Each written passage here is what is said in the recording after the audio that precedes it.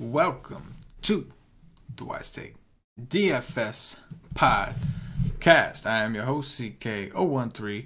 You can find me on Twitter at CK_013.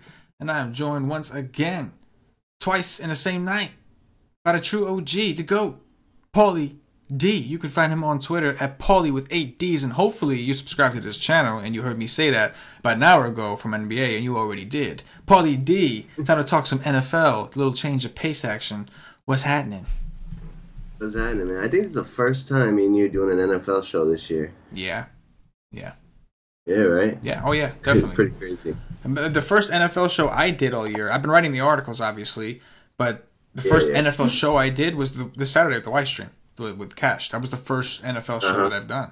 I don't know if I remember how to talk about it verbally. I can write about it, but I don't know if verbally I remember how. So we'll find out. Now, obviously, I've been doing I'm lying. I've been doing the first look shows. I forgot about that. I'm an idiot. Yeah, that's right. But those are solo, so it's like a little different. Like I'm like in my own world. You know what I'm saying?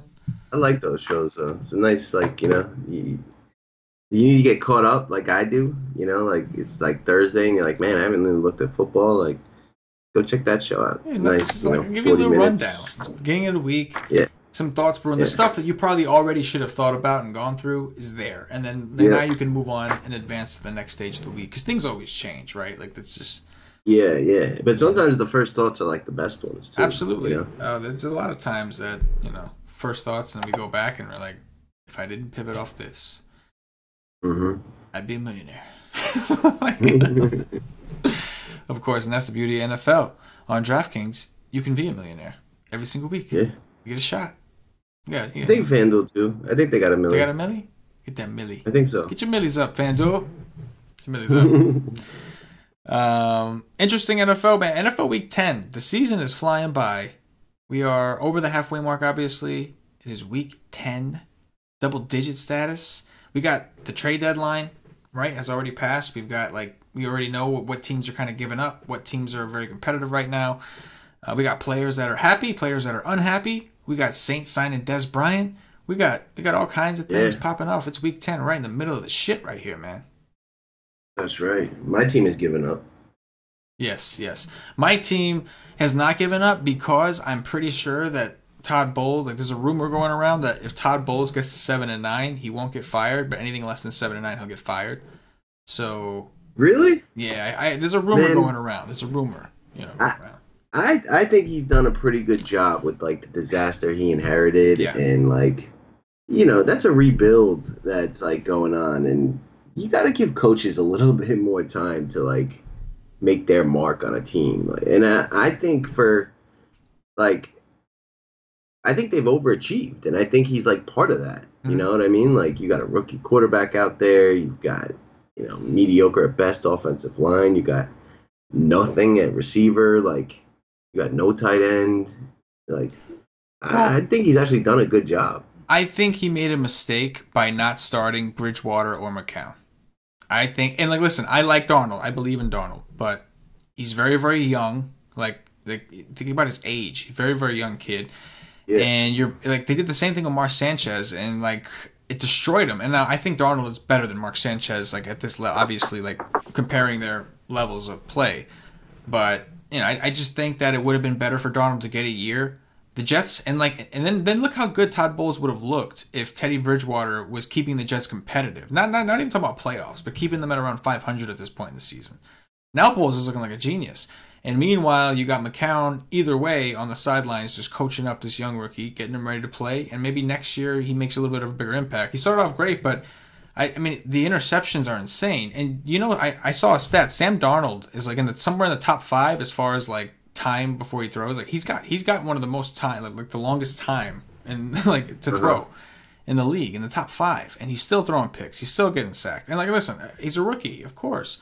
That's what I'm saying. Yeah. Just take 1 year. He's young. That's the benefit of having a quarterback that young. You can literally put him to the side for 1 year at least. Yeah. And it's you're getting a fucking rookie. McCown... It was a good veteran quarterback. You know what I mean? You definitely weren't punting the season going with him over Darnold. Right. You know? Right. Agreed. Agreed. You were giving the fans some competitiveness, giving your receivers and all those kind of guys something to work with. And like McCown can handle a team with no weapons. Like he's smart enough; he'll figure it out. Like, he did it last year. Yeah, exactly. But then you give this kid like no true. I mean, Anunwa's decent, but he's been getting hurt, and like that's it. Anunwa, like that's it. Robbie Anderson, sure. I mean, he's very talented. I think he's great. I like him. He's not a number one receiver. You can't throw him the ball 15 times a game. You just can't do that. No.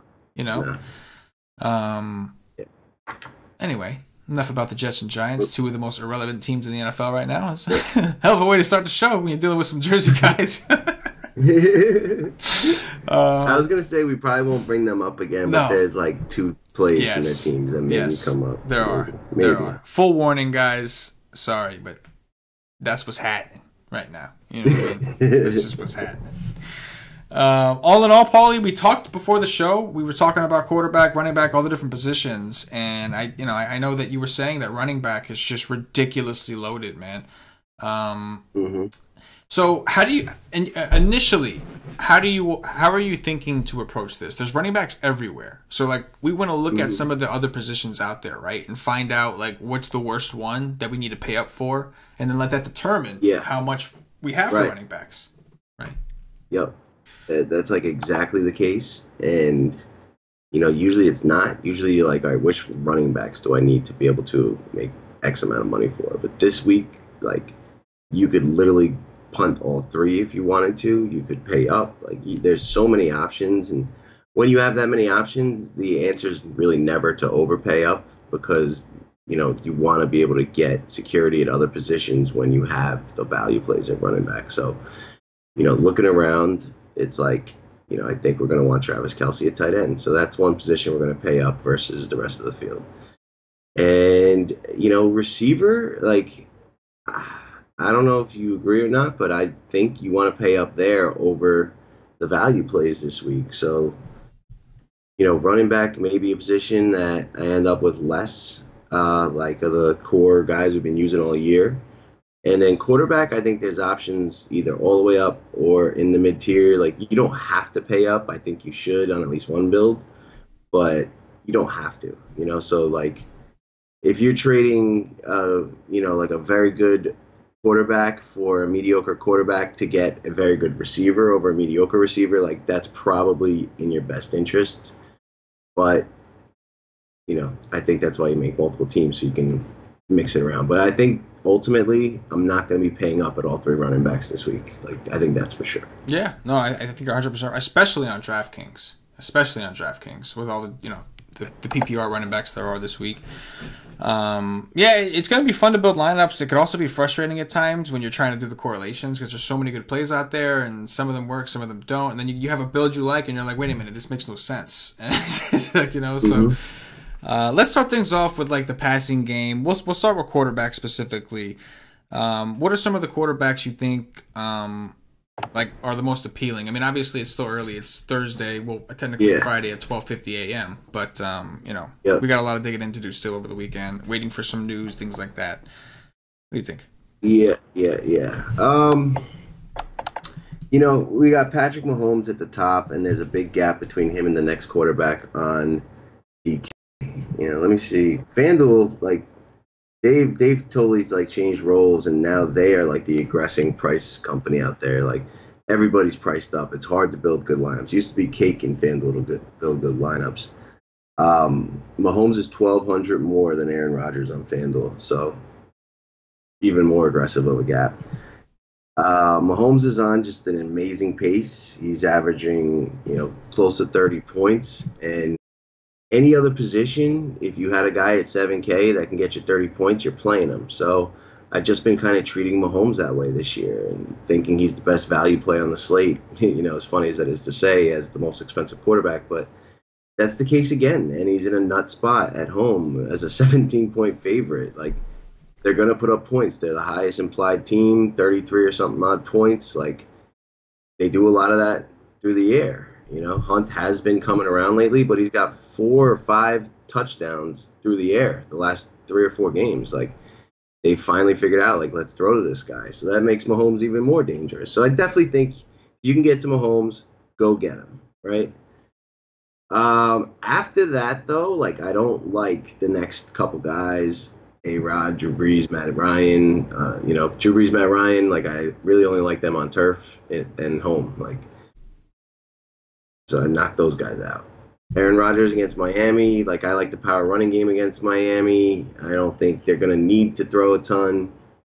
Jared Goff's probably the next guy that I'm thinking about. 6,100. Seattle, decent defense, decent against the run. Um, the guy's name escapes me, but Seattle has a Pro Bowl middle linebacker that has been excellent against the run this year and years past. Wright. His name's Wright. And like Seattle's kind of coming around. They do this every year. They get better towards the end. I could see them hanging in. I could see them playing similar to like the Saints last week and like, kind of giving Gurley some fits and forcing the Rams to the air. Goff can hit Gurley in the air as well. Like, and Goff's a really good quarterback. So I could get myself to Goff on this slate. Tom Brady, I thought I would like, but if Tom Brady gets there, then that means Tennessee's pushing them to, and then you're just gonna want Mariota at 4-7. So I won't have Tom Brady. Phillip Rivers against Oakland, like another very good spot. Do you think Oakland has like thrown in the towel? I think that they've punted their season. I don't necessarily know that they've thrown in the towel. I think that they still I think Derek Carr is still like playing like to show that he's still the guy there with Gruden in town. So I think there's some motivation still. Guys are disgruntled. Gruden, obviously coming off of like a long time away, he doesn't want to be looked at as a quitter right now. I can tell you that. So against a division rival, you get a chance to just kick in your a team you don't like. You get to kick the teeth in. Like why not? Like I think they'll try for sure. Okay. If they were trying last week against Nick Mullins and the banged up 49ers and lost 34-3, that's just ugly. But they were on the road. They are home this week. Like that's where Derek Carr's been better. Phillip Rivers, I think, you just are going to play Gordon over Rivers. But if you don't, then I guess you could take a look at Rivers. Ryan Fitzpatrick's probably the next guy that I'm actually interested in now that I named every other fucking quarterback. My bad. This is my first look, and it's just like, this is kind of an important position. But Ryan Fitzpatrick, he was playing pretty bad last week. They didn't go to Jameis at halftime, and he actually started to bring them back. I don't think Washington's very good. I don't think they ever, get too far ahead in any scenario in this game. So, maybe Tampa Bay is leading. They don't know any other style but to continue to keep their foot on the gas. Or it's just a good game and Washington scores because of how bad the Bucs are. Regardless, the Bucs are just not going to really score on the ground. I just don't imagine. So even if they get 3 touchdowns, those are all through the air. You'll take that. Fitz, the first couple weeks of the season, this guy was looking like a god. And, he had a tough matchup last week. This is an easier matchup that I could see him doing well in. So I don't mind Fitz. He's probably the second guy that I'm, realistically considering. After that, I could get behind Mayfield in Cleveland. I could get behind Mitch Trubisky against the Lions in a division game. Whenever Trubisky has been in close games, he's run, increasing his ceiling, increasing his floor. And then I do really like Mariota, the more I think about it, against New England at home. Just think that Mariota is going to be forced to do well. The New England defense, not great. And, the rushing at 4-7 just provides really a ton of ceiling, more so than the floor, and I do like that. Last guy that I left out was Russ in that same game, and I think it might even apply what I said about Brady. Maybe I don't play Goff because if Goff's getting there, that means Russ is almost definitely getting there. So Russ, Mariota, and the KC Chief, the Chiefs quarterback, Mahomes. Those three guys are my favorite: Mariota, Russ, and Mahomes. Yeah, I think every week I will have a Mahomes lineup. I made that decision a couple weeks ago, and it worked out for me. It worked out for me last week. My best team, I think, was my Mahomes team. So I'm and what was a down week for me ultimately. I was lucky I had a Mahomes team to win some of that money back, but 7-2 is just not expensive enough. Again, if I think if I'm paying 7-2 on a slate where I can pay down at running back, which we'll get into that, but I think we both agree that it's at least on the table. He played Jacksonville at home in Kansas City and still put up a 20. He still put up a 20. Still threw for over 300 yards. It's just hard for me to see him do any worse than that against Arizona. So it's like, I know they got Peterson, who was a very, very good corner, but... Time out. We had a dude in the NBA win $7,000 on $100 tonight. So that's what the... Shout out to Brody Doyle. Brody Doyle. There you go, homie. Get it. Eat it. Do the Zeke. Eat the food like Zeke. Eat the cereal. Do the Zeke. Shout out to my man. I'm loving it. The nation wins, though. Who's next? Nation? Who's next? But yeah, Patrick Mahomes. I will have a Patrick Mahomes lineup on every team. I just don't see, even if they blow them out, I just don't see a world where Mahomes isn't a part of that. So definitely going to have some shares of him. I think Goff is fine. I have no problems with Goff. I probably will have some interest in Goff, especially as we get closer. The last time these guys played, it was in Seattle, and the game was a shootout. It was a genuine shootout. And I like what you said about Gurley, because Gurley did crush that game, but it was only because he got touchdowns. As far as rushing yards, he rushed 22 times for 77 yards. So the rushing upside wasn't necessarily, it was just, they kept giving him the ball when they were in the end zone. The other part of that, though, however, is that Seattle was forcing Goff. You only want to play Goff if you think the game's going to be competitive. So that's really the decision you have to make. If you think the game's going to be competitive, you play Goff. You can play him with Gurley if you want to, if you're afraid not to play Gurley. But in games where they've dominated or they've slowed the pace down and just kind of controlled the clock, then Goff won't throw if you don't have to. So I think that Goff is one of those quarterbacks where it is important, if you do play Goff, that you do bring it back with a Seattle player. I'll build lineups with certain quarterbacks or stacks that I'm not concerned with bringing it back. Because while I think somebody may do well, I might think somebody may do well in a different game. But this is a situation with Goff where I think you have to run it back with somebody from Seattle. Because if that game's not competitive, then Goff is not going to throw. They'll just keep pounding it to Gurley and eventually give it to that backup running back, Brown. But the price on Goff at 6-1, definitely attractive for tournaments. I'm with you on Brady. I'm not overly interested. That could be a mistake, maybe. I'll acknowledge that because I do kind of like James White, and most of his stuff is going to come through the air. We'll talk about that. Does Michelle status kind of impact that a little bit? Not really. He was still smashing even when Michelle was here. You know what I mean? So, you know what? Brady? Oh, Brady you're talking about. Brady. Mm-hmm. That makes me like him less, for sure. About Brady. Oh, yeah. You're talking about Brady, right? Yeah. But I thought you were talking about James White, who I mentioned. But yeah, as far as Brady, yeah, Michelle is going to lower my interest in Brady, yes. Because he's not a pass-catching guy, and he's pretty good. So, I could see him, they ever had... The double-headed, the two-headed running back system they had while he was healthy was pretty impressive. Fitzpatrick, I will have some of. Washington's pass defense, I was starting to see against Cleveland. I think we can. I think they're a little overrated. They did do really well against Aaron Rodgers at home in Washington. Aside from that, look at some of the guys in their division. They're playing like Eli Manning and the Giants. They're playing like the Cowboys, who, you know what I'm saying, And look what happened when they were on the road against the Saints. I know that's New Orleans. I understand that that's the Superdome and Drew Brees and them, but they got rolled, dude. They got straight rolled. And I think that Fitz at home could do his thing, man. He's still under 6K on DraftKings. I think in tournaments he makes a lot of sense. I expect him to do the dirty. He started off horrible against Carolina and then just fucking came to life and almost led them, to an awesome comeback. He underthrew Deshaun Jackson at the end. He had Deshaun Jackson open, just underthrew him at the end. But that probably would have fucking tied the game. You know what I mean? Or at least brought them close within a score. I don't remember. Either way. Yeah. I do like Fitz a lot.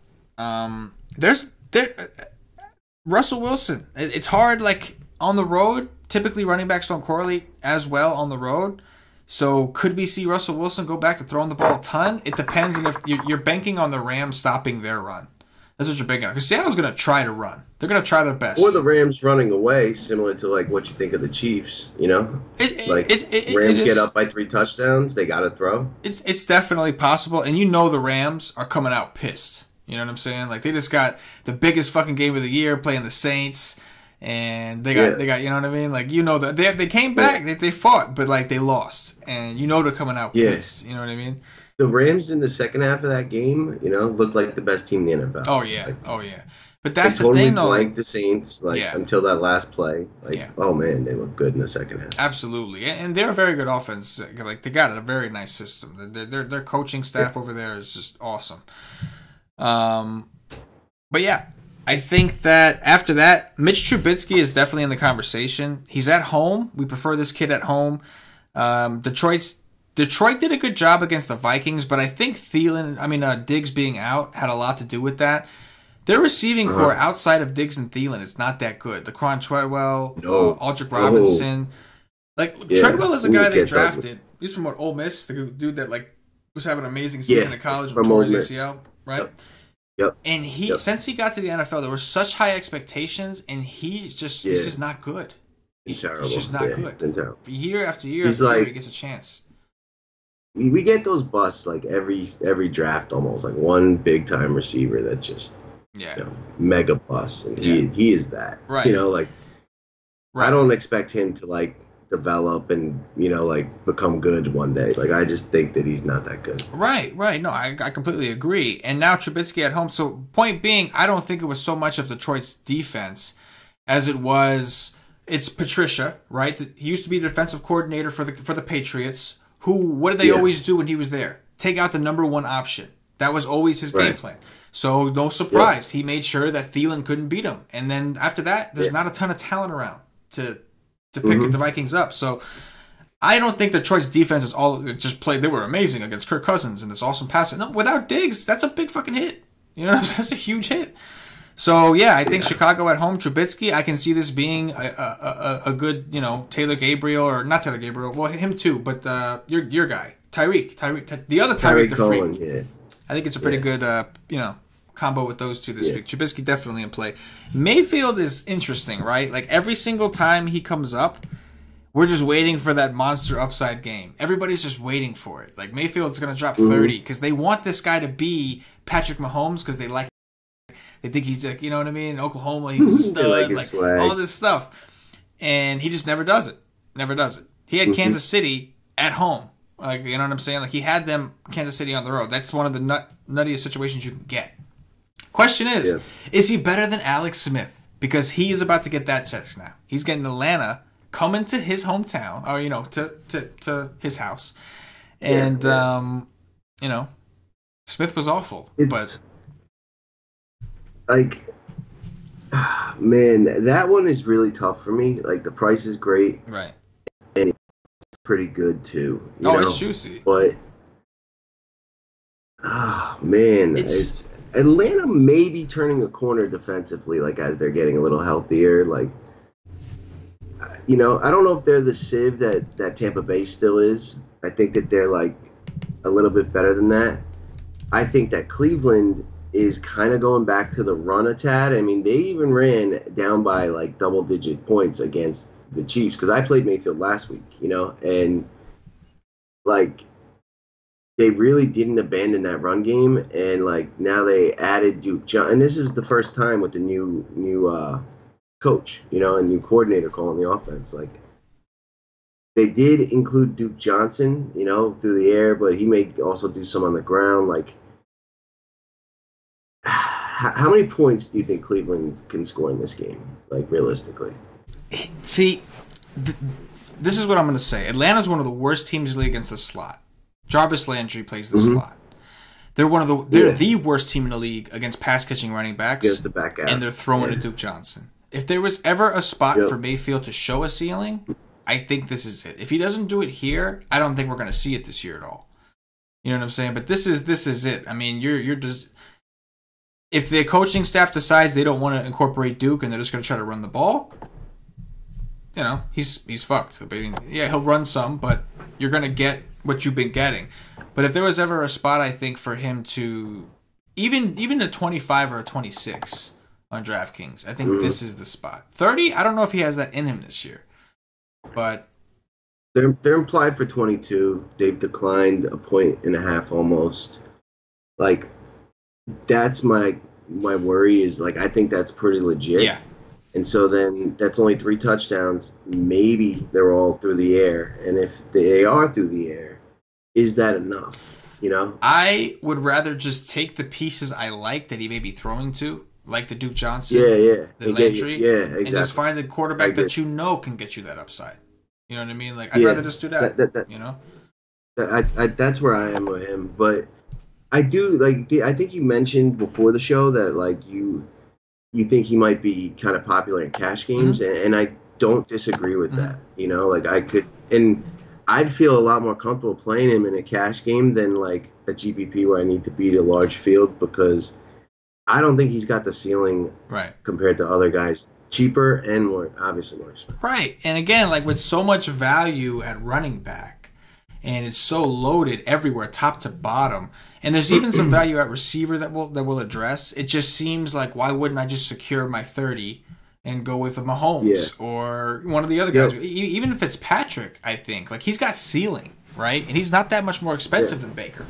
So, you know, I'm with you, man. I think that Baker is more of a cash play this week. You're saving some money. I think he will. He's got a good chance of throwing a touchdown or two. But can he get you the, like, if Mahomes is going for 30, you want that 30. Can he get you the 30? If Fitzpatrick's going for 30, can Baker get you that 30? It's like, I'd rather just take the pieces. And then this way, if he does, you at least have your share, right? You don't have to play him to have the share. And go with the quarterback that you think is you feel a little more comfortable with. I think that makes a lot of sense, man. But anyway, let's move over to running backs, bro. Let's talk about some running backs. It's loaded, obviously, so we could literally spend the rest of the show talking about running backs. It's just awesome. Why don't you talk to me about? Let's break it up into, like, threes. Give me, like, the 3 top tier running backs to stand out, the 3 mid tier, and then the 3 value guys, because there's pieces everywhere. I know. Yeah, I'm cool with that. D Millie, longtime member of the nation in the chat, brought up this New England Tennessee game. A lot of revenge and old friends, like Malcolm Butler starting on the Titans, Deion Lewis, Titans, Mike Vrabel coaching the Titans, Brady and Belichick versus Mike Vrabel. So we got a bunch of, like, real narratives in that game. 2 playoff teams from last year. Did they play last year in the playoffs?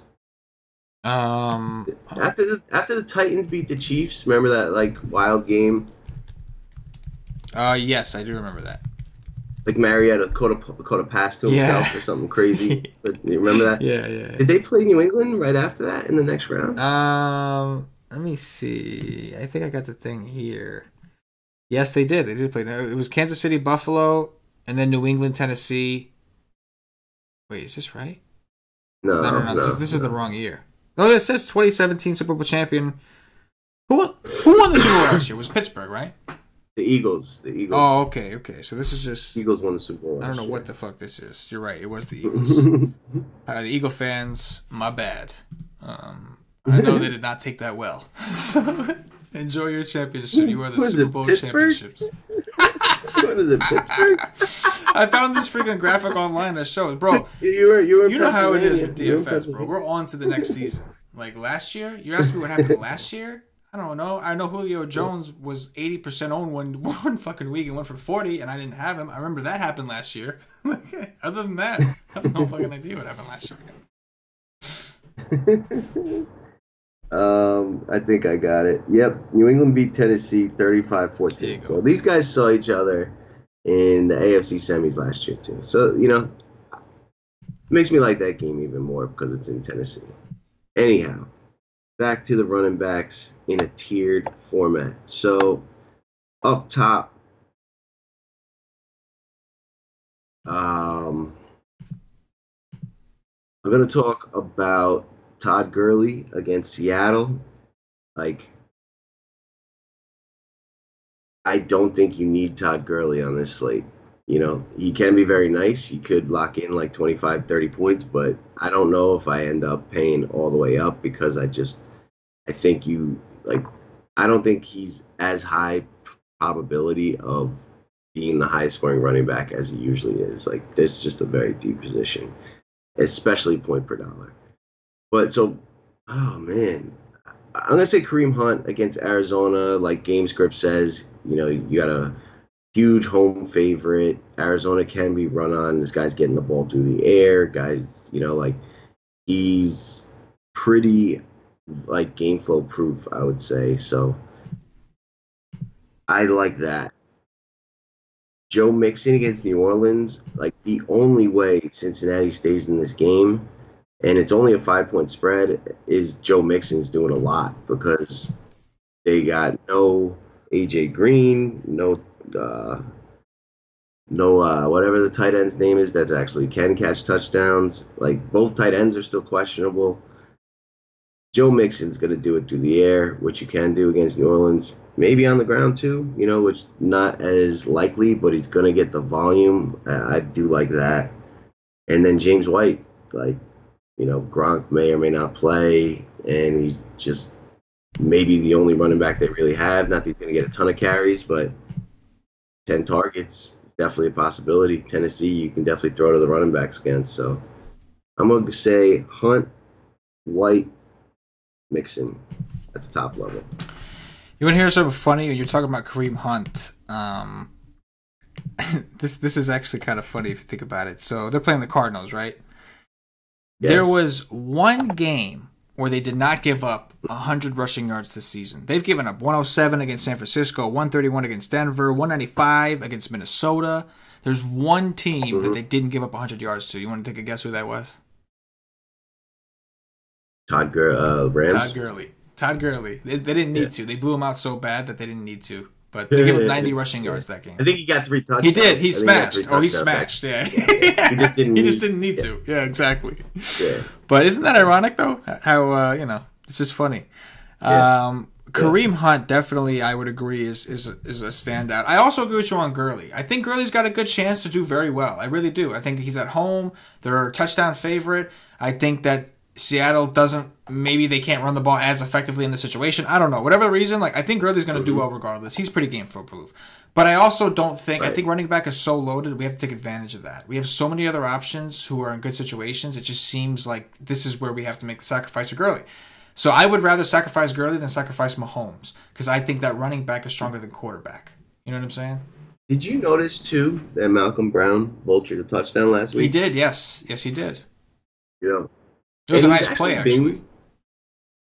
Kind of being worked in. Even I would bet that game against Arizona where he didn't get the yards, I would bet Malcolm Brown had a bunch of carries in that game, too. And it's, kind of chipped away at Gurley. Gurley's awesome, but, all those touchdowns, variance goes the other way too, and, you reduce those, and the rushing yards aren't really there. Mm-hmm. You know what I mean? He's only gone over 100 yards once. I'm sorry, I'm looking at Kareem Hunt. But still, I know that Gurley has had some big games rushing, but a lot of just, right around 100. You know what I mean? So with the guy potentially taking his role, with potential for them to throw, they got 3 talented receivers, I just don't think he's as nutty as he has been this year. I mean, listen, the bottom line is, I don't know what they're doing, but their game plan very heavily involves Gurley in the end zone. So I don't ever go into it thinking Gurley's going to bust. I go into it saying, can I beat him point per dollar? Because the position is normally deep here. So I think Gurley is almost a lock. If you asked me last week, I'll tell you the same thing. I think Gurley's almost a lock for 30 every time. But is 30 enough when I think there are 20 other running backs who can at least get me 20 or 25 at a fraction of his price? That's what it comes down to. And I would rather, I would rather sacrifice Gurley on a position that is loaded than sacrifice Mahomes or someone like him on a position that's not so loaded. And same thing with tight end, which we'll get into. So I'm with you. I think Gurley is in a great spot, but I think that Melvin Gordon is in a very good spot on the road for $400 cheaper. Kareem Hunt at 8.5, this is just I mean, I just read you some of the stats. Teams have ran all over Arizona, and it's because their offense is so bad that the teams get ahead and they can just work it in. Now Kareem Hunt, we talked about before the show, he's getting worked into the pass game consistently now. So he seems like he's become game flow independent. Like him, the same triple stack as last week that was successful. Kelsey, him, and Mahomes looks attractive once again. Like once again, it looks like it's a great spot. Is him or the dude you just mentioned your favorite? Melvin Gordon. Right now, Kareem Hunt, I think I would play in cash right now. Melvin Gordon, am I in a cash game, would I play him over Todd Gurley? Probably not. Either I'm coming down from both of them, or I'm just going to go up to Gurley for 400 more. But in tournaments, I think it's in play. I mean, because most people that are up there are just going to go to Gurley. So I do think that Gordon, he's been like Gurley light. He's been all about touchdowns. That dude's been touchdown machine. So Gordon, it's like comes down to two things for me. A, like, what's up with his hamstring? Yeah. You know, if they get like way ahead, do they even need him? You know what I mean? Right. Like they do like Eckler too. Like, you know, are they thinking a little bit longer term because they're having a winning season? And then B, like, are they in the game to need him? You know what I mean? Because like, if they blow them out, like he just might not get the volume to really get you there, even with 2 touchdowns. Right. No, I do agree. But from an ownership leverage perspective, I do think that, I mean, ownership should be pretty spread out anyway. But I think he's going to be somebody that, like, either you're going to save 300 and go with Kamara, or you're going to pay the 400 and go to Gurley. I just don't see a ton of people looking at Gordon like, I'm going to play this. This is the one I'm going to play. Yeah. And he's got 40-point upside. So he can be that one back that everybody else is going for 25. He went for 40 and made the difference when it came down to it. But Kareem Hunt, probably my favorite as far as like an optimal cash perspective. The Vegas lines, he's at home, everything kind of lining up, matchup. And I am not as high on Joe Mixon. I would much prefer Kamara in that game to Joe Mixon, mainly because number one, Gio's back, so I think that the pass game targets could go away. And number two, the Saints have had one of the best rushing defenses in the league this year. So. On top of that, if Gio's back, I totally agree with you. Gio has to be out to play Joe Mixon. Yes. And then on top of that, like I'm a little worried about Cincinnati's offense for the purpose of, we mentioned like AJ Green is supposed to be out. I believe he's out already. He is out. Like, how are they going to move the ball? And if the Saints can just kind of sit back and just say, we're just going to like make sure you can't run the ball, let Andy Dalton beat us with John Ross, and we're going to double team Tyler Boyd. Like that could, I don't know. But I think the 3 for me up here are Kareem Hunt first, Kamara, and then Gordon would be like the super tournament kind of play. Problem with Kamara, obviously, is that it could be an Ingram game, which we'll talk about that when we get to Value Town. Paulie, what about the 3 mid-tier options? Like pick me 3 mid-tier options that stand out. All right. So I'm gonna do mid-tier down to 5K. Yeah, that works. And I'm going to say that I like Marlon Mack against Jacksonville. Just the volume that he's getting now in this offense, he's pretty much, when he's healthy, he's made the other guys irrelevant. You can run against Jacksonville. You definitely can, check down to your running backs against Jacksonville. You don't want to pass a ton against Jacksonville. There's not a ton of talented guys. Like, I like him in this matchup. I like David Johnson. And, I think that the Browns were able to run against this team last week with, not guys as talented as David Johnson. I think the Cardinals, they just won their first game with the new coach and may play a little more inspired.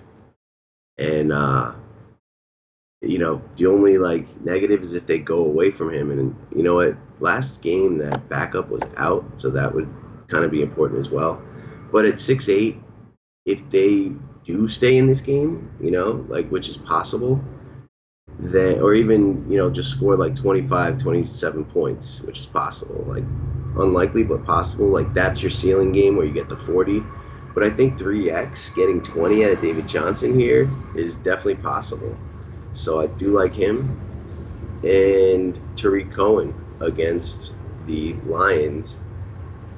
If the Lions do stay in the game, that's just sets up if it's a close game where Tariq Cohen gets enough volume and at 5-5, like we saw against the Patriots, he took one play to the house from 60 yards. Anyone that has that kind of playmaking ability, you want to get your hands on. That's going to get enough volume to make those plays. So I like Tariq Cohen down here too. Yeah, man, I think Tariq Cohen's the first one, at least in tournaments, that stands out to me at 5-5. This just feels like his kind of game. Number one, they're at home, so I don't think they'll be as quick to just slow it down and kill the clock and go with Jordan Howard like they did against Buffalo in the week before. I think that, number one, I expect Detroit to be a little bit more competitive now that they've had a week to prepare. Chicago's defense, without the pass rush, they have not been so great. We've seen teams come in here and really take them to shootouts. So that's kind of more what I'm expecting. I think that last week was more of a thing. Even with Peterman, the pick he threw wasn't the pick six. One of the pick sixes he threw anyway, wasn't even his fault. It bounced off his receiver's arm. So I think a lot of that was a product of the Bills just being bad. You know what I mean? Real bad. So really bad. I think that Detroit could be a little more competitive here, and if it's a competitive game, Tyreek Cohen is the one you want. They're going to use him in the pass game. They're going to give him the carries. He's the more electrifying one over Howard. Howard is the guy you want when the Bears are going to blow him out. And really, when I say blow him out, I don't mean Tampa Bay blow him out, because that was a showcase, right? They were showcasing all their guys that game. But I mean a Buffalo Bills. Mm-hmm. The game is ugly. They're not doing that well on offense. It's a tough spot on the road in Buffalo. We're just going to hand the ball off to Howard as much as we can and just bank on these guys not scoring on us. I think this game will be a little bit different. I expect it to be a lot more competitive, and I think that Tyreek Cohen definitely stands out in tournaments. I think that James White is also worth a look. It does concern me that Tennessee knows the Patriots so well, because that means they know how talented White is and they know what his strengths and weaknesses may be. So that does worry me a little bit. But he's just Brady is using him so much for so many different things. It's hard not to have interest, even on the road against Tennessee. But I will admit that worries me a little bit. And then I think the last guy I will go with, and this is I don't know if I actually like this, to be honest, which sounds like a cop-out, but Adrian Peterson. The game script, in my opinion, if I play Fitzpatrick, then it's a weird game script I'm asking for. I'm asking for Washington to basically take the lead with Adrian Peterson and then have Fitz playing from behind. And that, I don't know, I feel like that may be a little far-fetched. I expect Tampa Bay to do well offensively, but he's 5'7". What's his name? The backup dude is out again. Chris Thompson. If they go down too far, they will stop handing off the ball to him, and they do not want to throw to him. They don't like throwing to Adrian Peterson. If they stay competitive, they will still give him the ball, and he could see 20-something touches because Alex Smith is a douche, and he just sucks. But I lean towards the wide receiver in that game, or one of the wide receivers in that game that we'll talk about, I'm sure, or maybe even a tight end, but Peterson at 5'7" is somebody I'm going to have to take a look at, mainly because Tampa Bay is playing so fast and their defense is just so bad that we could get a situation where there could be some luck falling his way. Even if he doesn't get the 28 carries, maybe he breaks one. This is definitely the spot where something like that could happen. Fuck all that hoping and praying shit, but if I'm going to be doing some hoping and praying, Leonard Fournette at 6,300 against the Colts, right? Yeah. He's finally going to play. Finally practicing. Practice fully. Right? I don't have it in front of me, but are the Colts good against the run? I would guess middle of the pack. I'll look at it now. They are 13th against the run. They're 25th against the pass. DVOA and DVOA. And how about passing to the running back? Let's take a look. They're actually no way. Nope, that's not right. Indianapolis, where are you? Here you are. 15th. 15th. I mean, it's Leonard Fournette against a mediocre D. The Jacksonville Jaguars have been, sputtering on offensively. They've had a couple different kind of styles that they've tried, and they're 3-5. They're kind of desperate for a win. I don't know. that's a hoping and praying, like nuts on your table play, like playing a lot of that. But that's a really cheap price. Like he started the year, he was like 8,500. Right. You know what I mean? So, uh, It kind of makes you wonder why they went out and got Hyde for. Or who is it? Yeah, It is Carlos Hyde. Hyde. Okay, Yeah. it kind of makes you wonder, like, why they go ahead and get Hyde. Now you got Right, Yeldon, he you was a got weak him, and you got player. him. Like, why? Like, you know what I'm saying? Yeah. It does seem kind of strange. Right. I mean, I really like disclaimer. There's very unlikely that I get to Leonard Fournette. I just don't have enough teams. You know what I mean? But man, if I saw some highlights of him in practice looking like super sharp, that would kind of make me start to think a little bit. Yeah, I mean, it's definitely hoping and praying because we just don't know how they're going to use him. They got two other running backs you don't they know can the use. volume. Like, there's, I'll agree. Yeah. Take us down to Value Town, Paulie. It's loaded down here too, man. It's loaded down here too. Is it? Okay. I'm scrolling through it for the first time, but I know that there's Dion Lewis at 4,600. Like, if you're not playing Mariota, then Dion Lewis has to be the guy that contributes to them staying in this game. I mean, shit, you could pair him with Mariota if you wanted to. He's getting, You definitely could. You definitely could. So it's a 6.5 point spread, opened at 7, moving in towards the Titans. Only a 46.5 total, but like he's just too cheap. Like 4,600 for a guy that can get you 20 is pretty exciting. Like that's almost 5x. And theoretically, we've seen Dion Lewis put up 30. So I mean, that's definitely interesting. And then I do think Duke Johnson's going to be pretty popular, but there's no way that I'm playing Duke Johnson over Dion Lewis because Duke Johnson, like, he still needs to get in the end zone at least twice, and we're only projecting 3 touchdowns in that Cleveland game. So I like Dion Lewis a ton more. Mark Ingram, 4,500 against the Bengals. Like, you definitely have to have at least consider a Saints running back with the defense stacked, with the Bengals being beat up. I know the Bengals are home, so it's not like automatic, but Mark Ingram at 4,500 in that game script, playing the defense makes sense with him. They're leading, they're running out the ball. Maybe they got defensive score as well to help them get the lead. Like Mark Ingram at 4,500, it just seems like crazy cheap, like almost like they're daring you to play him. And Mike Davis. Guys walking into like a huge role. And although I don't think Seattle leads, it is a possibility. And like Seattle's going to run until they're forced to pass. And Mike Davis, like, is going to get thrown to like 4 to 6 times as well. And they should be trailing. So maybe that number goes higher. He's just really too cheap as well. It's kind of crazy. Like, and they got him projected for 20% ownership. Like, that's no surprise, because this is just too cheap for the volume that these guys are all getting down here. That's it. That's my top 3. Yeah, man. And like there's just so many guys that to consider. Duke Johnson, obviously, against Atlanta. We spoke about getting your exposure to Baker through Duke Johnson. Only 4.7. Going to see some targets. Definitely more of a DraftKings play, obviously, where you're getting the PPR, but still a good spot in general. Yeah. We've seen running backs just get an amazing uptick. He got 9 targets against Kansas City. It just seems like another good spot. Do think that for Duke Johnson, you're probably going to want to run it back with an Atlanta player, probably a Julio or somebody, because if Atlanta's offense ain't moving, then that means it's Nick Chubb day. And, if you want Duke involved, they got to be trailing like they were last week. A couple other guys, just to differ from who you mentioned. I do think we can take a look at a guy like Isaiah Crowell at 4.2. I know it's the Bills, but their defense hasn't been as good. No, that's good. On the road. You want to attack them. You want to attack them on the ground, Buffalo. They're tough against the pass. Right. You also have Buffalo's offense, right, going on the road against the Jets' defense, which also gives you some upside there, a nice little correlation play. And Crowell is a way to get a savings from the Jets, who are expensive as a defense this week. Crowell is a nice little balanced way to keep it short. But I think if you want a close game script, you can also look at his back. What's his name? McGuire. Elijah McGuire. Right, who's like... Yeah, so I remember Marlon Mack when he broke out like 2 weeks ago. Yes. It was against Buffalo. Right.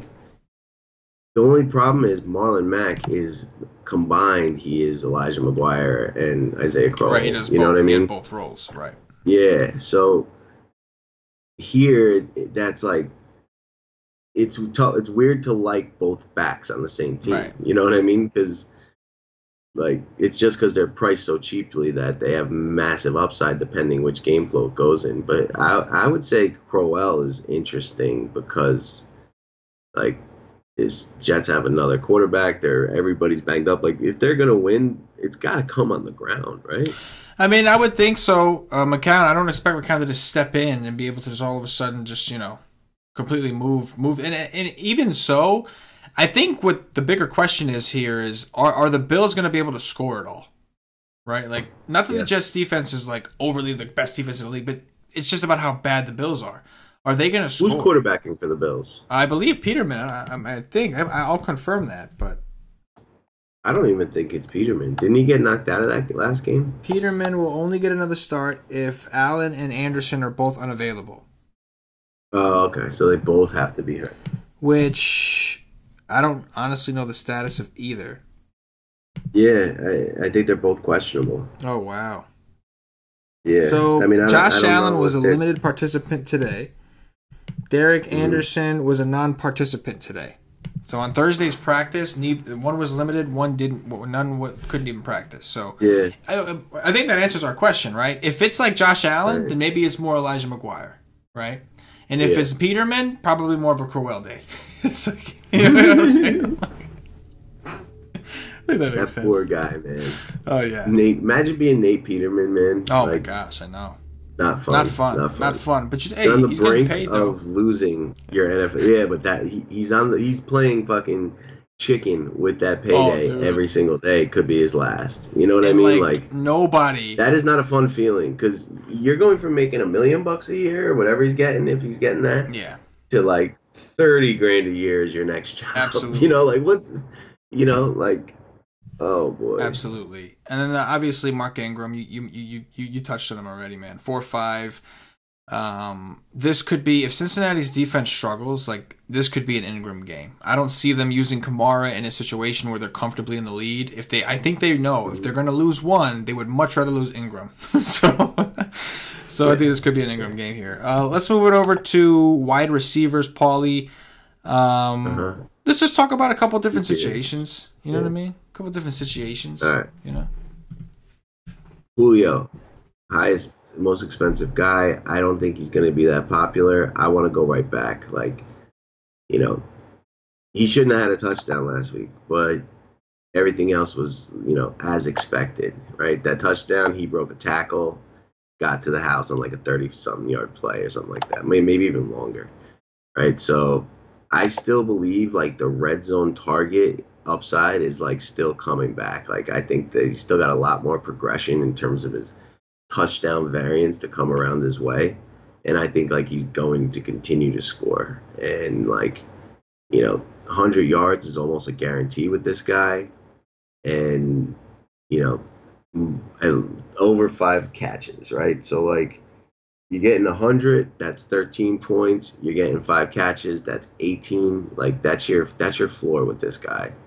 So, if you put a touchdown on top of that, you're now at 25 with more to come. So, like, I want that. I think he's getting a touchdown. I think he's getting those points. Like, that's, like, in the book. So, I want to continue playing him.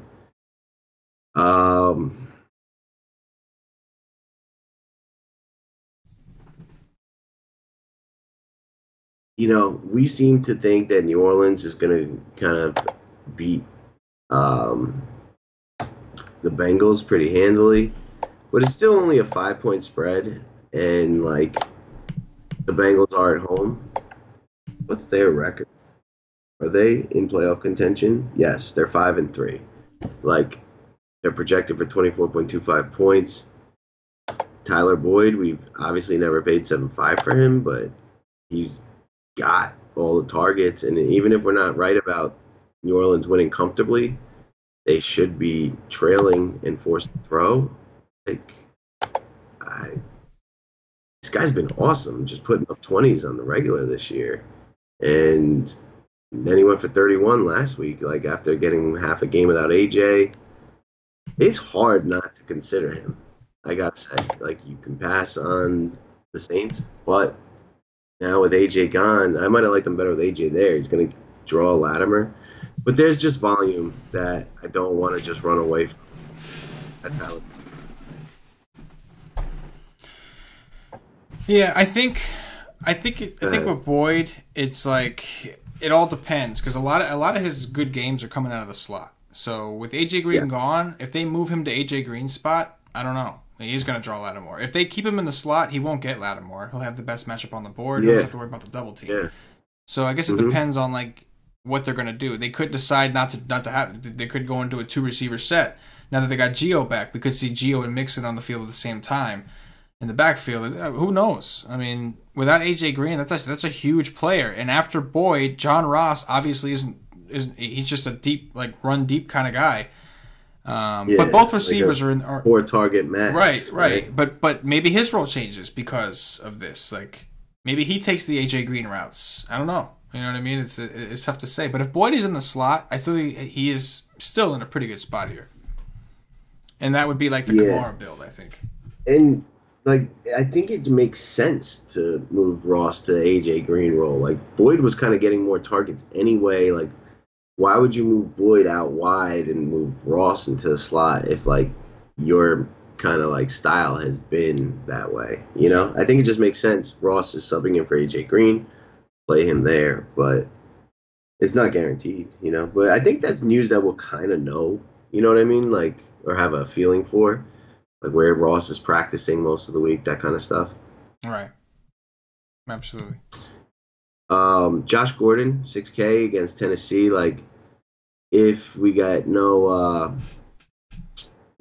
what's his name, Gronkowski, you know, this guy's like the number one receiver on a pretty damn good offense with a damn good quarterback. He's really talented. It's kind of just attractive. Like, I don't think you're going to have a week where you don't say that. I could think about Josh Gordon whenever he's cheap in any matchup. Like, it's kind of a good spot to be in. Got 10 targets last week, 5 catches, 130 yards, and a touchdown. So I kind of like those guys in the mid tier. And then last thing I'll talk about, or like the top half is one of the Lions receivers. Kenny Galladay is 5'1". Marvin Jones is 5'5". Like, they said sayonara to their most targeted receiver, and there's just a lot to go around. We think the Bears are going to be winning. That means the Lions should be throwing. These guys are kind of too cheap for, close to 100 yards and a touchdown, which one of them should theoretically get. That's what I like. Yeah, man, I think Julio, again, even at 8-3, if we do think we're going to be able to save some money elsewhere and we can afford to go for him, he's the guy I want back in those Duke Johnson builds. On DraftKings, it just makes a ton of sense. Even without touchdowns, he was still scoring in the 20s most weeks. So it's like he's going to have a tougher matchup for, NFL league average standards. But this is not an average receiver we're talking about Julio Jones. And they will find ways to get this man the ball. That's one thing they've been good at. Double-digit targets in his last 3 games. That corner, is he on the injury report? Because he did get knocked out of last game. Well, if he's out, then it's a rap sheet. If he's out, then I'll be playing a lot of Julio and Duke Johnson teams. I'm going to look that up. Keep going. We talked about Boyd. Tyreek Hill, kind of an interesting matchup. It's a tough matchup. But he's only 7-3. He got a pretty, his price came down a lot. He was in the 8s, I think, last week. And now he's down to 7-3. Kind of interesting here to a degree. I think that as far as, Edelman has obviously been getting a ton of targets, but I think that could be affected by Michel returning if he does. If the Patriots are able to run the ball, I think they will. And I think that we're going to start to see some of these high target volume guys go down, except for maybe a James White, who's part of that rushing attack. They consider that part of the rushing game. One guy that I do think is interesting is Landry. I know I like Duke Johnson, but Landry's targets are still up there. I know the efficiency hasn't been good, but Atlanta has been one of the worst teams in the league against slot receivers. We did see that the one guy who did well for Washington last week was Maurice Harris from the Washington Redskins, who caught 10 of 12 targets from Alex Smith. So I do think Landry at 6'2", this is another one of those juicy-ish spots. The last time he was in a really good spot like this was Tampa Bay, where he went for 25. Yeah. Denzel Ward was limited in practice. Oh. He's on the injury report. Interesting. Yeah, if he's out, then, I'll be playing a whole lot of Julio. Yeah. I'm liking that game a lot right now, man. I tell you what, I'm getting a little... I'd like Duke Johnson. I just talked about Landry. We talked about Julio. I'm getting a little too sucked into this. I better find some other guys I can pair my quarterback with, because I don't think I want either quarterback, but I'm liking the weapons for those quarterbacks. You know what I'm saying? You know what I'm saying? Yeah, I do hear that, but I think you could play any one of those weapons solo. Though, just in the lineup as well. Absolutely. Like just Julio. Yeah. I don't think I'd play Duke Johnson just him, but just Jarvis Landry. I think that's fine too. No, I agree. Take us down to Value Town, Paulie. What do you see down there? What do you think about the Lions situation though? Before I go down there, those two guys against the Bears. I think it's definitely in play. Absolutely, I expect that game to be a little more competitive, and I think that Stafford's got to be the guy to do it.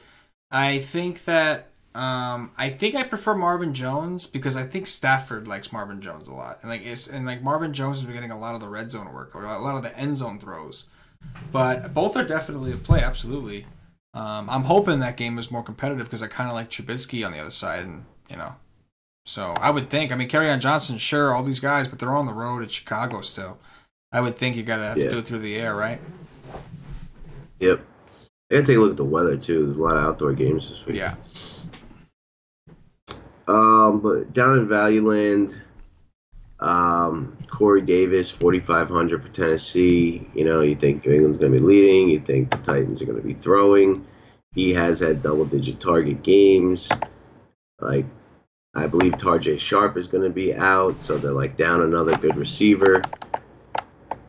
Just promising upside for a guy that's just really cheap once again on the Titans. Got 10 targets last week against the Cowboys. He got 15 against the Eagles. He got 13 against the Dolphins. That's just this season. And, they were losing to the Eagles by a lot. They actually ended up winning that game. They were losing to the Cowboys early, ended up just running past them, and they lost to the Dolphins. So, we're looking for big targets to this guy, and the Patriots do have one pretty good cornerback, but it's just a lot of volume and touchdown upside for one guy.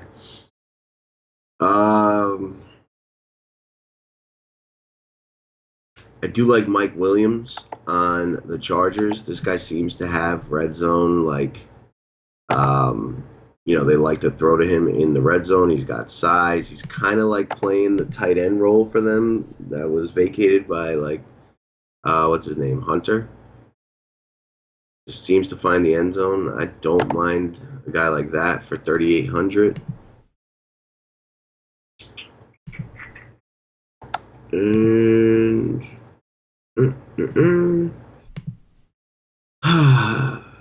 Tyler Lockett against the Rams, 4,800. If you like Russ, who do you want to pair him with? His biggest home run hitter. I can kind of get behind that too.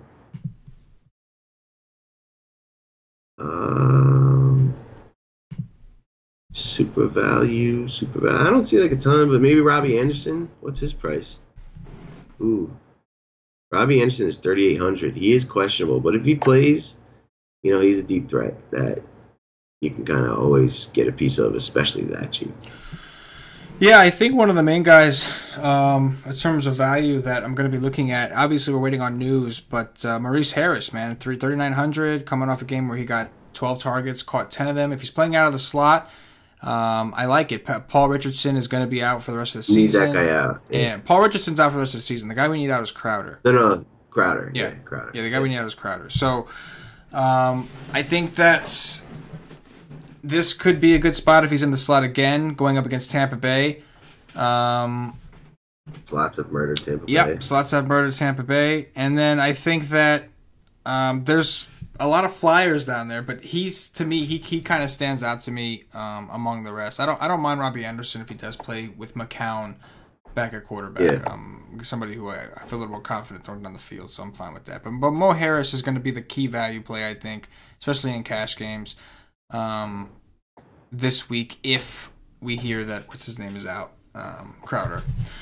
Tight ends, Paulie, what do you see over there? Travis Kelce against the 27th ranked team against tight ends. I think that's what it was. What you told me, right? It was 27th? No, I think it was like 23rd or something like that. 23rd, but still not good. Not good. And, you know, he was 1 yard away from the 100-yard bonus last week. That would have been a nice little tack on. But just like, you know, you got Patrick Peterson, a very good cornerback that you're not going to, like, throw against a lot. You know, so where are the targets going to go? If Sammy Watkins is out, like, that would give him even more of a boost. Sammy Watkins is in, still very good play. Like, yeah, I'm going to do my best to pay up, especially, like, it's been all season long you wanted to pay up at tight end. And, like, this week, it's, like, Travis Kelce and then everybody else, you know? Like, I could very, very likely see Travis Kelce being a core play for me and being on every team. And just, he goes out and puts up that 20-minute, you know, just like nice and consistent. And you know you're going to have a pretty decent week when you do that. You know what I mean? If I had to go down, I'd be looking for volume, and that'd be Jack Doyle against Jacksonville. Maybe Austin Hooper against Cleveland, although I do believe that Cleveland's been good against tight end. But we saw Travis Kelce do well against him last week, and we've seen Austin Hooper become a part of the like game plan when Atlanta needs to. Just don't know if they'll need to here. But they don't have a ton of weapons on offense after Julio and the running backs. Yeah, man. I think Kelce is like again another situation where I would rather sacrifice a running back and not play Gurley so that I can afford a guy like Kelce. Right? Like, it's just such a far separation. O.J. Howard is in play, but he's 5'3" now. So you're paying up for O.J. Howard. You're not just playing a tight end that's in the medium price range. You're paying up for O.J. Howard. Things get a little bit different there. I know that Howard's been a beast, and I think he's very talented.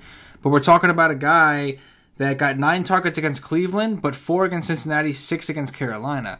It's just like you're less than $2,000 away from Kelce, a guy who has gotten, 9, 5, 10, and 9 recently. It's just like, I'd rather just pay for the targets from, what I think is you could argue is a better matchup. Yep. I'm with you.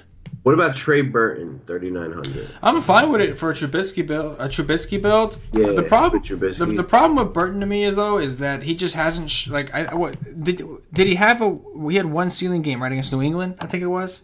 Yeah, against New England. He went for 30.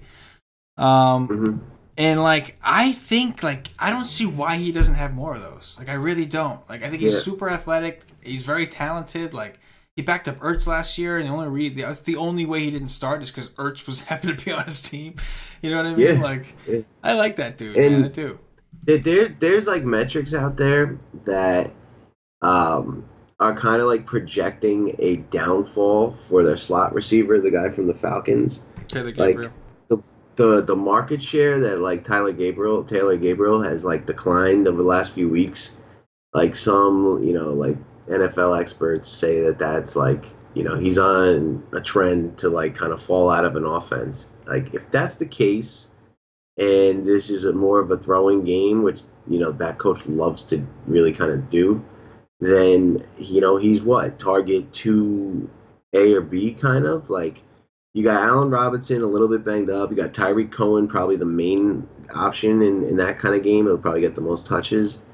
And then you had Taylor Gabriel. But if Taylor Gabriel's falling out of love, then Trey Burton against the Lions, a 3-9, maybe.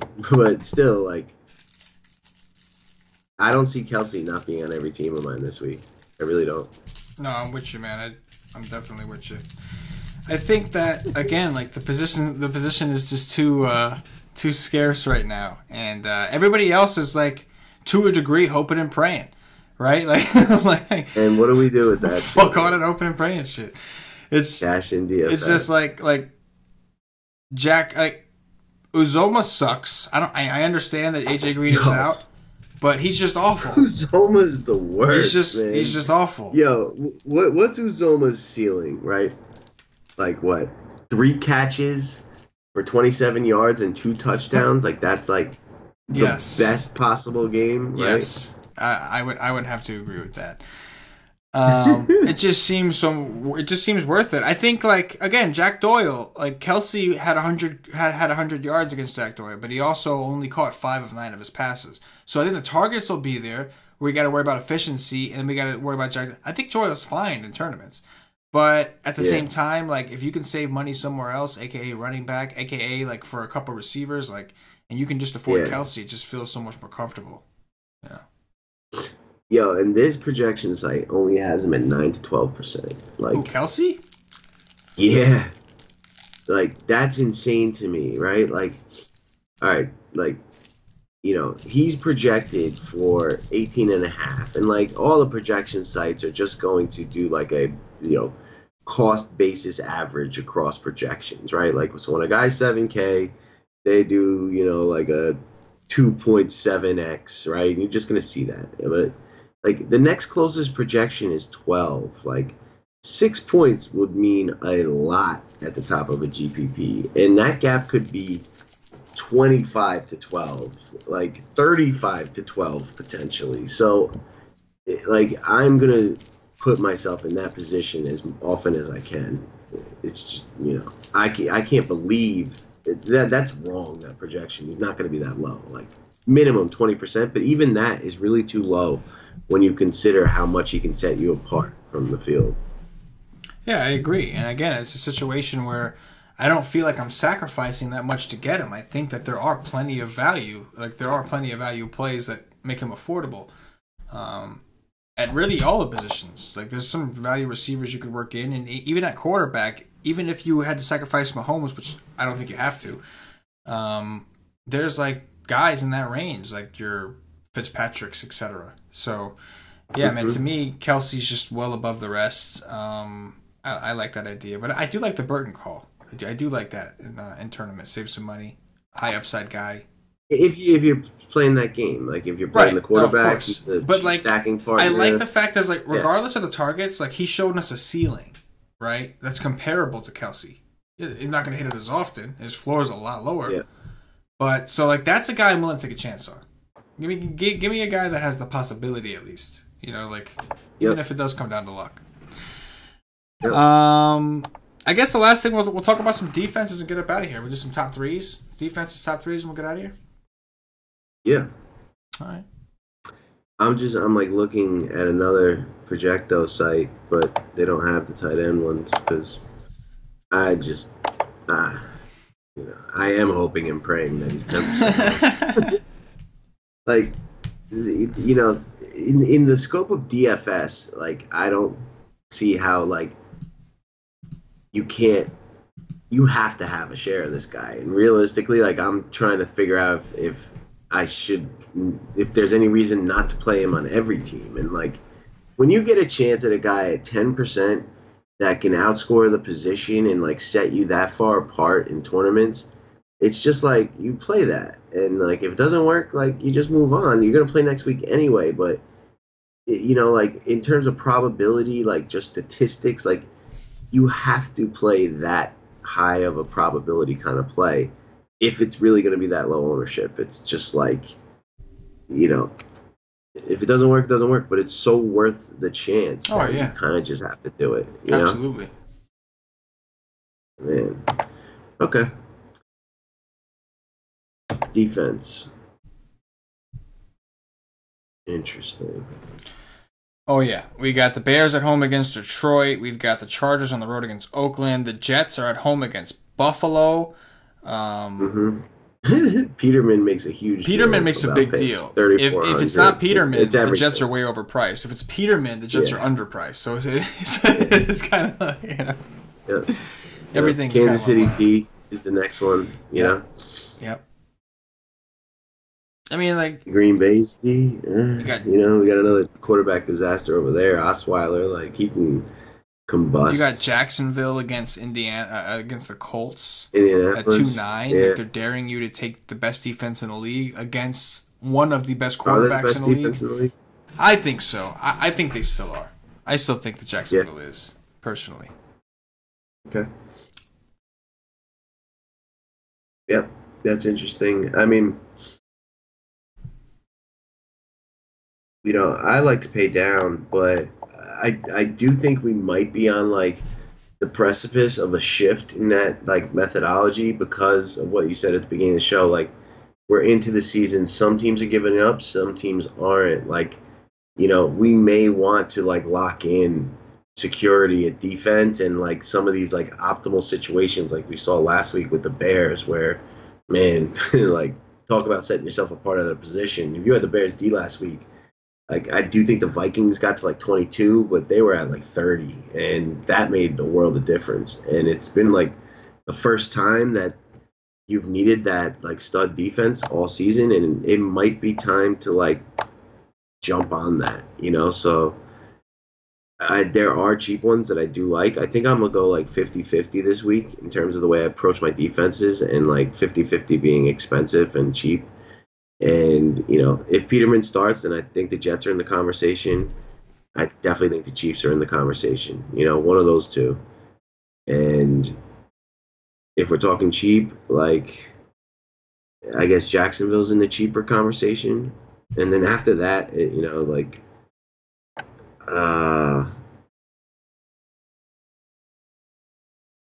don't know. Do you see anything really cheap that you think is worth the risk?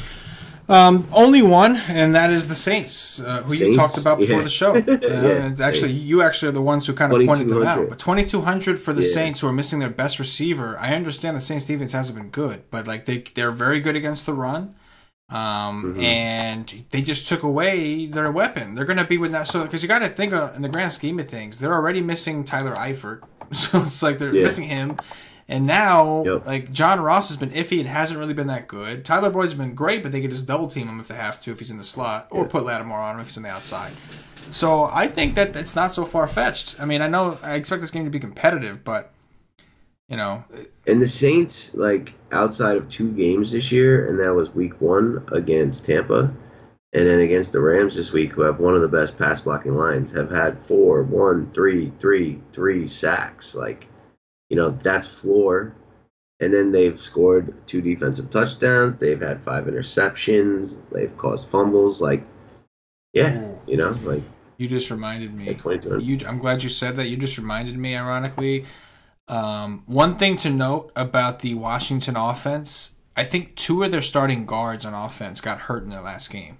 And I think they're both out this week. So I know I talked about AD. But I did forget about that detail. I want to throw that out there. That's a big one. 2 starting offensive linemen. Yeah. And like maybe the Falcons defense enters the question and enters the conversation. 2,500. Oh no, not Falcons. Tampa Bay. Tampa Bay. Oh no, I'm not. I just can't do it. No way. There's just no way. Nope. Yeah. Not gonna happen. There's no way. No. Yeah. Although their best score this year has been a 7, so I'll give them that. They've got that. Give them that. I'll give them that because that's all they get. That's all they get. Is they got one of our favorite numbers, 7. They hit it like 3 times, but that's it. But yeah, man, I'm with you though. I think that the Saints are interesting in tournaments. Not a ton of pay down defenses I really really like, but I think that we have enough value at running back that we really could pay up this week. I think we could, and that's kind of the main difference too. Is like in a lot of these weeks past, it was like all the good running backs were at the top. Like there were some weeks where you had to play Gurley. There were weeks where you had to play Connor in the 8Ks and the 7Ks. And this is a week where we truly have a lot of like different ways to get there. So maybe this is a week we just suck it up and pay for the D. Pay for the D. Pay for that D, baby. that is going to do it for the position-by-position breakdown. At this point, we'll do some top threes. Before that, I'm going to remind you guys to go check us out at whitestate.com if you haven't already. We're doing a lot of stuff with NBA right now, but we are still on the football game. Football strong. Obviously, I'm covering for Patty McJoe. Patty McJoe. What should we just start calling him? Oh, yeah. The Price is Right is actually what we normally play on this show. Yes. But to be honest with you, I have no idea how you guys do that. So we're going to do some top treesies because CK013 is taking over for Patty OGZ. You know what I'm saying? That's how we do that. So we'll do top threes. But if you guys haven't checked us out at whitestate.com, make sure you get over there and check it out, man. We're rocking NFL. Having a really good NFL year. A lot of our members doing really well also. It's a nice change of pace, too. Grinding out NBA every day and then having some football to watch on Sunday. There's nothing quite like it. So make sure you come check it out. It's still my favorite. Oh, yeah. Gloriousness. It's the most nerve-wracking in the morning and then the most enjoyable during the day. It's like, it's awesome. Yep. But come check us out, guys. I'll be writing a DraftKings cash game article and my tournament notes article. Paulie D writes an awesome NFL GPP article. Patio Joe covers the FanDuel cash games. We've got Cam doing the cheat sheets for NFL. We've got the NFL live stream this Saturday with Paulie and Cash, chopping up some NFL talk. We've got a lot of great stuff. Obviously, this is, we're kind of just drifting through. We got a lot of research to do for this weekend. But the content will be up by the weekend. Come check us out. That's whitestate.com. Paulie, let's do some top threes and we'll get up out of here, man. Top three quarterbacks on your first look. Mahomes. Yes. Mariota. And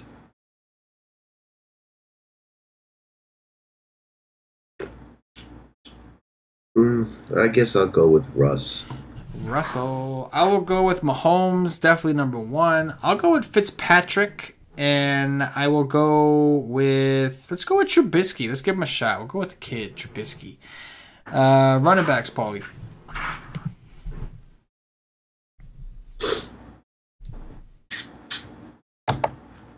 Deep position. Very deep. I'm still wrestling with, how valuable, if I had to rank these guys, Yeah. Are those guys down in the fours? What is the likelihood and how valuable is, a 24 out of, a Deion Lewis or a Mark Ingram? I still got to, do that, but those two guys I like a lot. And then I'm going to say Kareem Hunt. Yes, Kareem Hunt seems to be the optimal play this week, being that they're home, huge favorites, a team that's given up a lot of rushing yards so far this year. So Kareem Hunt definitely number one for me as well. I'll go with Duke Johnson. I think he's going to be a little popular, but on DraftKings, I think with the targets, it makes a lot of sense. And this is the nut matchup for him. I'm not a big Duke Johnson guy, but this is a week where I will play at least some. And then I'll roll with you on Ingram, which is kind of funny because it seems like both of us are kind of like one stud and two paydowns. And I think that's how you afford Julio Jones and Kelsey and Mahomes and a defense. Wide receivers, Paulie, top three.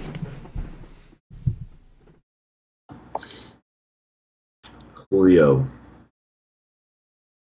I do feel like receiver is also similar to the tight ends, where there's pretty big separation by how some of these guys at the top versus the middle and low kind of shake out. I do like Julio a lot.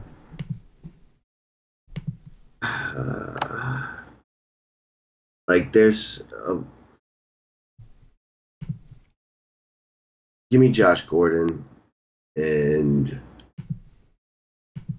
give me Michael Thomas. I'm going to go with Julio Jones as well. I'm going to go with Mo Harris for value, and I'm going to do something that terrifies the shit out of me. I'm going to go back to the well with Deshaun Jackson. Going to try it, man. They're at home. Maybe this time they connect. But the Fitzpatrick Deshaun Jackson connection is real. At least in my head. Yeah. I don't mind that. They just, they found an opening last week with Humphreys, and we're trailing by so much. They had to go. You know what I mean? Agreed. That definitely changes. Agreed. That's for sure. Tight ends, Paulie. Receiver's pretty thin. Yeah, I mean, like they're like kind of spread out. Like Keenan Allen at 7-1. I know he's not getting the volume, but like But that's a smash spot. Right. But that's it like comes down to roster. Like you're not gonna also add Keenan Allen if you happen to have goal. You know what I mean? Like, not. But tight end, like it's Travis Kelce, and like honestly, I don't think I play another one, and don't have any other to name. I'm in the same boat. Kelce is the guy I'm going to have the most of. I can say that right now. I'll throw in Burton. If I do make a Trubisky lineup, I could go to Burton in one. Yeah, I mean, I think we can move on. Defenses.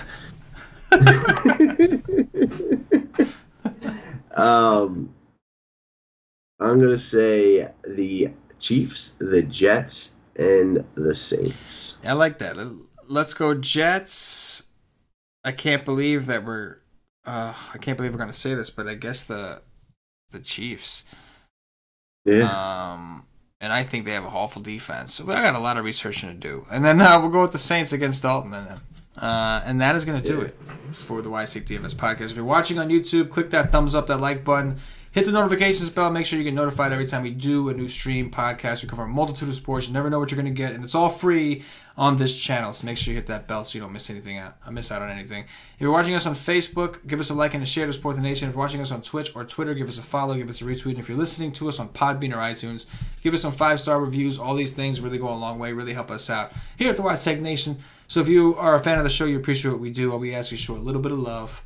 Paulie, anything in closing before we get up out of here? Show some love for the nation, baby. Boom. Nation of domination. For Paulie D, for myself, the entire Wise Tech Nation, as always, good luck. Peace.